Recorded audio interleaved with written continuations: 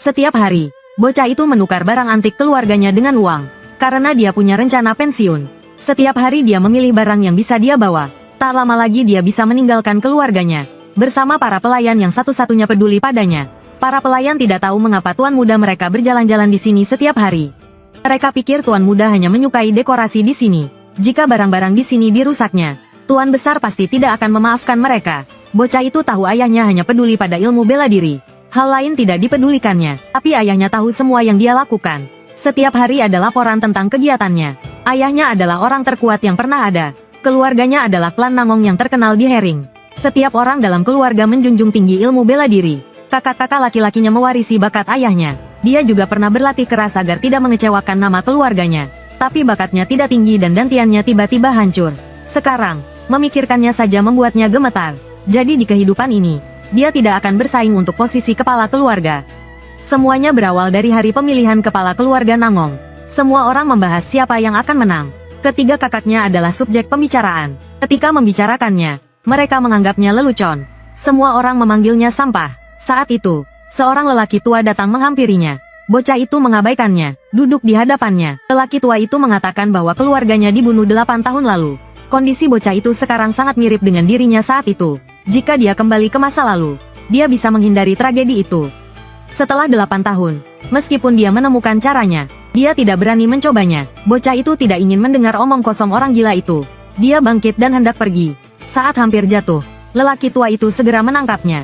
Setelah melepaskan lelaki tua itu, dia pergi. Sebenarnya, dia tidak tahu harus kemana, karena dia tidak bisa kembali ke keluarganya. Semua uangnya telah dihabiskan di penginapan. Yang paling menyedihkan, dia bertemu perampok. Setelah mendengar dia tidak punya uang, perampok itu menusuknya dengan pedang. Saat menggeledahnya, perampok itu mendapati bocah itu tidak berbohong. Hanya ada secarik kertas robek. Setelah mengeluh, perampok itu pergi. Bocah itu melihat kertas itu dan teringat sesuatu. Mungkin lelaki tua itu yang memberikannya padanya. Dan dia sama sekali tidak mengerti apa yang tertulis di sana. Saat itu, ingatannya perlahan muncul. Semua usahanya sia-sia. Mungkin mati adalah jalan keluar terbaiknya. Dia perlahan menutup matanya. Dia benar-benar lelah. Ketika dia membuka matanya lagi, dia telah menjadi seorang anak kecil. Lingkungan Zhou membuatnya merasa familiar. Apakah dia benar-benar kembali ke masa lalu? Begitulah dia hidup selama setahun. Masih belum terbiasa. Dia tahu dia harus menghadapi kompetisi keluarga saat dewasa.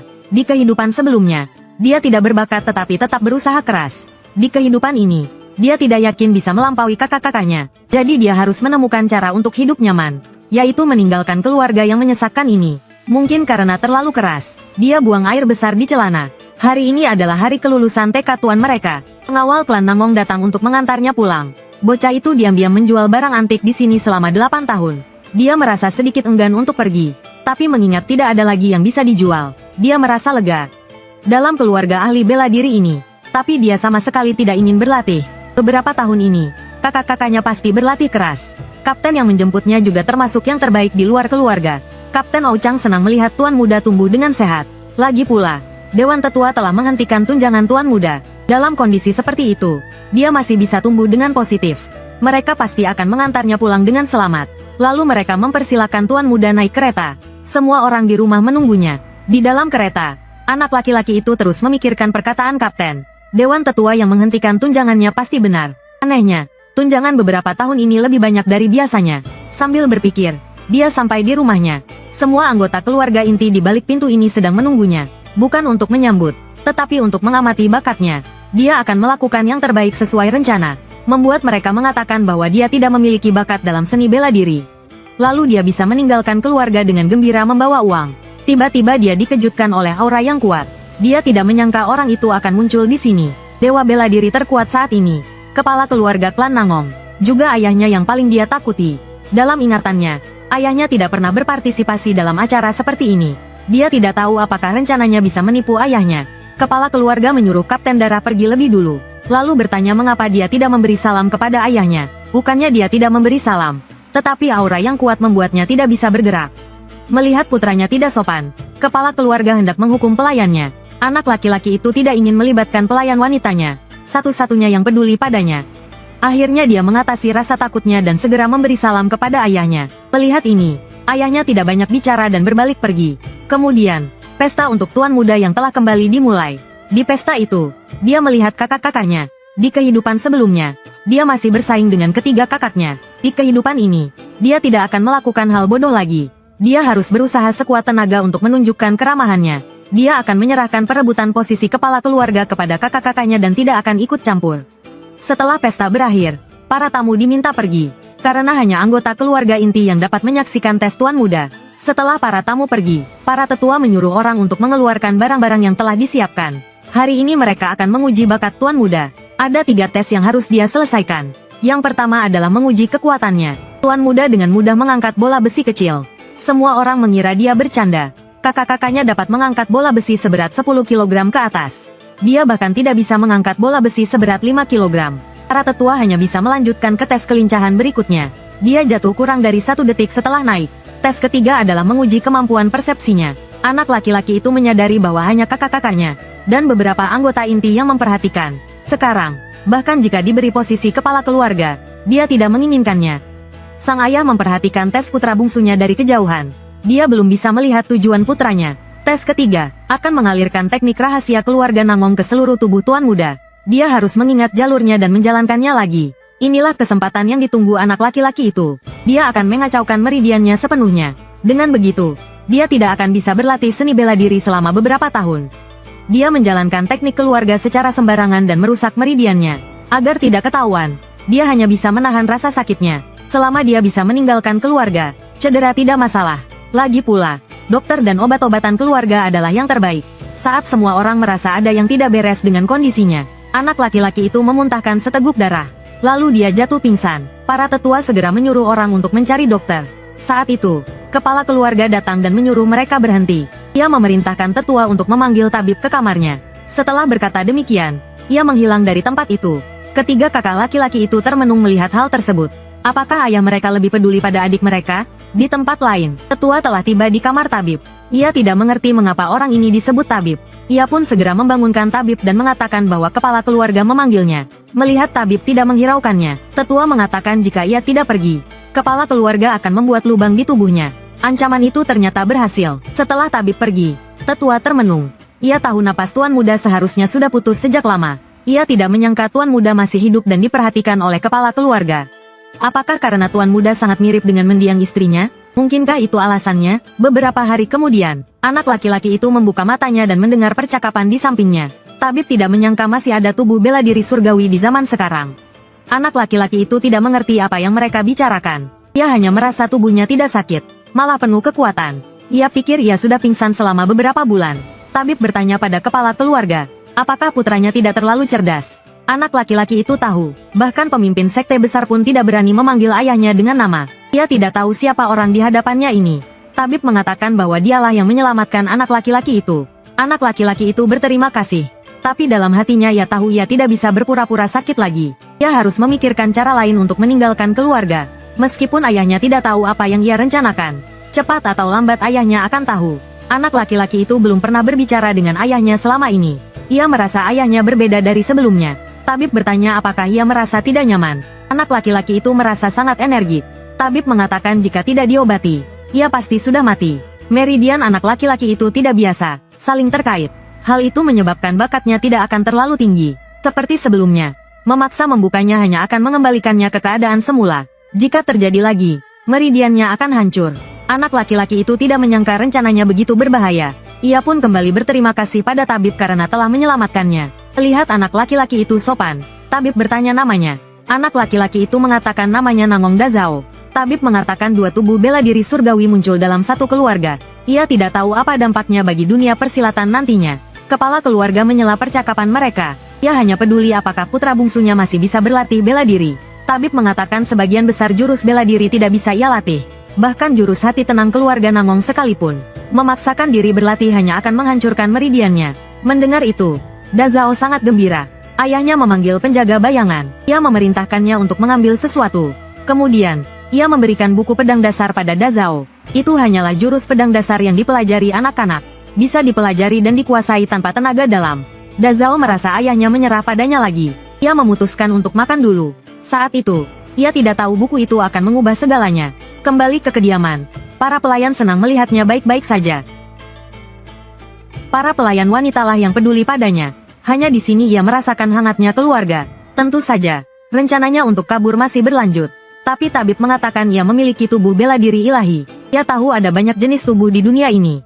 Fisik terbaik di antara semuanya adalah tubuh bela diri surgawi. Fisik yang mungkin tidak muncul dalam satu generasi. Tapi dia tidak merasa ada yang berbeda dengan dirinya. Apalagi melampaui kakaknya dalam 10 tahun. Jadi dia lebih memilih merencanakan bagaimana cara melarikan diri. Malam itu dia tidak bisa tidur.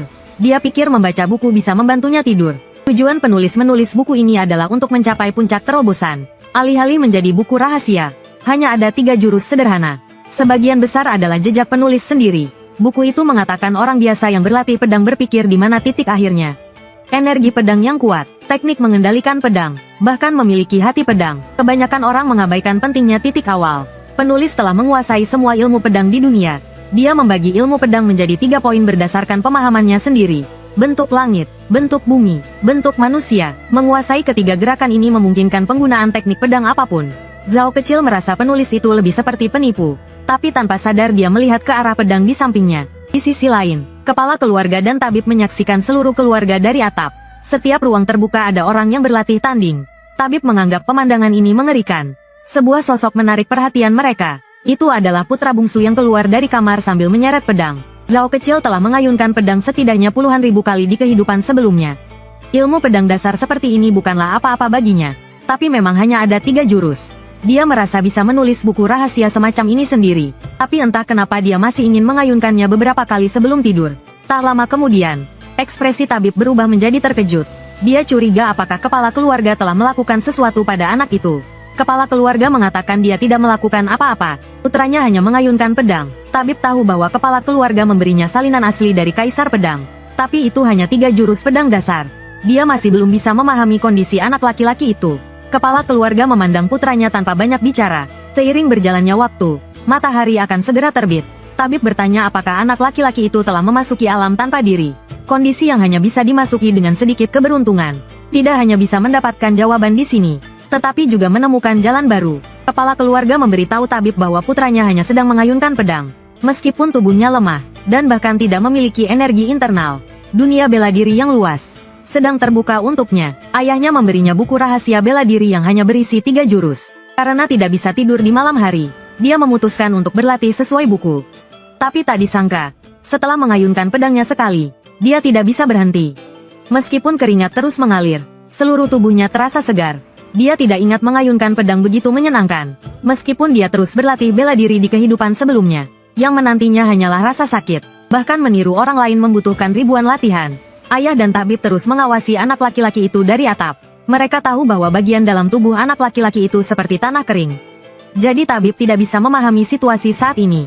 Kepala keluarga mengatakan bahwa ilmu pedang yang dia berikan kepada anak laki-laki itu ditulis oleh Kaisar Pedang. Meskipun dia tidak seterkenal dirinya, semua orang bisa mempelajari ilmu pedang ini. Bahkan putra bungsunya yang tidak bisa mempelajari teknik kultivasi. Orang bisa memperkuat tubuh mereka melalui bela diri. Bela diri juga dapat digunakan untuk memperbaiki tubuh yang rusak. Tabib itu mengerti mengapa energi internal telah berkumpul di tubuh anak laki-laki itu selama 8 tahun. Kepala keluarga merasa Kaisar Pedang itu cukup menarik. Dia ingin melihat bagaimana putranya akan bersikap. Saat Dazhao tersadar, hari sudah pagi. Dia awalnya berencana untuk menyerah berlatih seni bela diri dan meninggalkan tempat ini. Tapi sekarang, dengan kekuatan yang dimilikinya, dia ingin mengayunkan pedang. Saat itu, seorang pelayan datang untuk memanggilnya mandi. Dia pun mengakhiri latihan pedangnya. Tabib Dewa bertanya kepada kepala keluarga, apakah Nianer menyadari perubahannya. Melihat putranya pergi, kepala keluarga tidak berniat untuk berlama-lama. Tabib Dewa tahu bahwa benih di dalam diri pemuda itu telah terbentuk. Mungkinkah ini karena tubuh bela diri surgawi? Kemudian dia memeriksa kondisi Nianer sekali lagi. Tanpa diduga, lukanya pulih begitu cepat. Tabib Dewa benar-benar iri dengan keremajaan pemuda itu. Lalu dia meninggalkan tempat itu. Dazhao tahu bahwa rencana pertamanya telah gagal. Dia harus memikirkan rencana kedua. Keluarga Namong menjunjung tinggi kekuatan. Secara internal, mereka dibagi berdasarkan tingkatan kekuatan.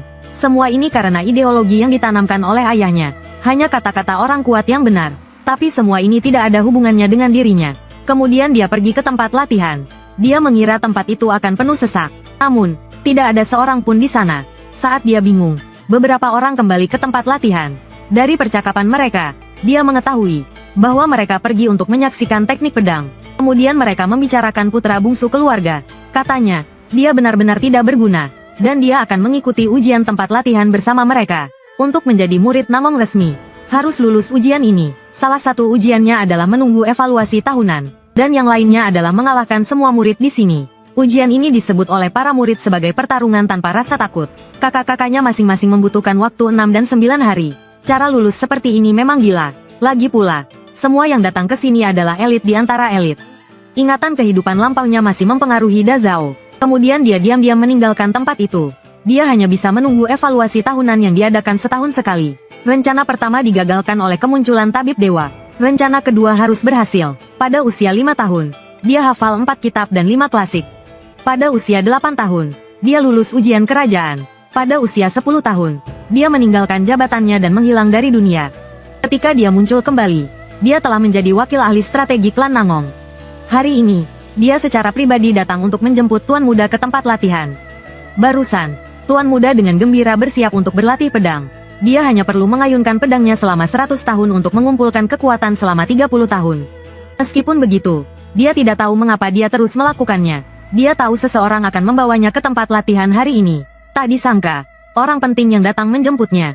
Dia memperkenalkan dirinya sebagai Zichang dari cabang keluarga Nangong. Jadi, dia tidak perlu terlalu formal saat berbicara dengannya. Melihat ini, Da Zhao bertanya siapa yang menyuruhnya datang. Pria itu menjawab tentu saja Junsi yang memerintahkannya. Da Zhao tahu bahwa pria itu tidak akur dengan kakak-kakaknya. Dia benar-benar tidak mengerti mengapa pria itu mencarinya. Kemudian dia tidak banyak berpikir, dan bersiap untuk pergi ke tempat latihan bersama pria itu. Zichang berkata, layak disebut Tuan Muda. Dia muncul di keluarga Nangong, karena ada terlalu banyak orang bodoh di dunia ini. Tapi dia merasa Tuan Muda sangat cerdas. Bukan orang bodoh yang hanya memikirkan seni bela diri. Dia bertanya apakah dia boleh mengajukan pertanyaan, yaitu, pergi bersamanya untuk menaklukkan seluruh dunia persilatan. Dia datang ke keluarga Nangong sebenarnya untuk menghancurkan keluarga ini. Mendengar itu, Da Zhao akhirnya mengerti mengapa semua orang memanggilnya orang gila. Zhenchang mengatakan dia telah bertanya kepada ketiga putra keluarga, tetapi mereka semua menolaknya. Da Zhao bertanya apa rencananya. Mendengar dia belum punya rencana, Da Zhao memutuskan untuk mengabaikannya, dan mengatakan bahwa dia tidak tertarik dengan rencananya. Lalu dia mendesaknya untuk segera menemaninya ke tempat latihan.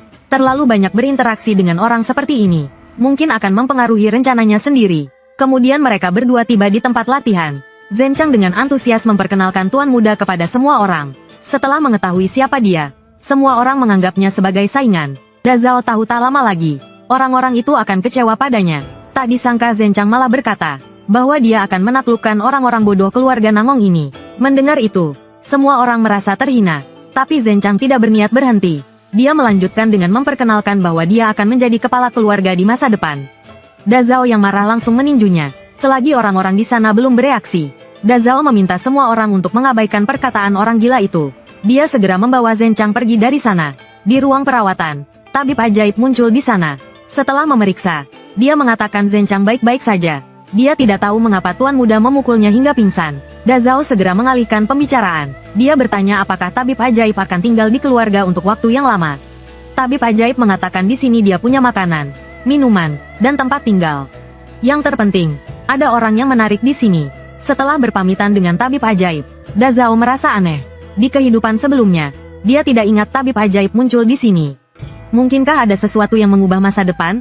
Tapi semua ini tidak berpengaruh pada rencananya. Tak lama kemudian, Zhenchang siuman. Ini pertama kalinya dia dipukul hingga pingsan. Dia akhirnya menemukan secercah cahaya itu. Orang itu pasti akan mengubah keluarga bodoh ini.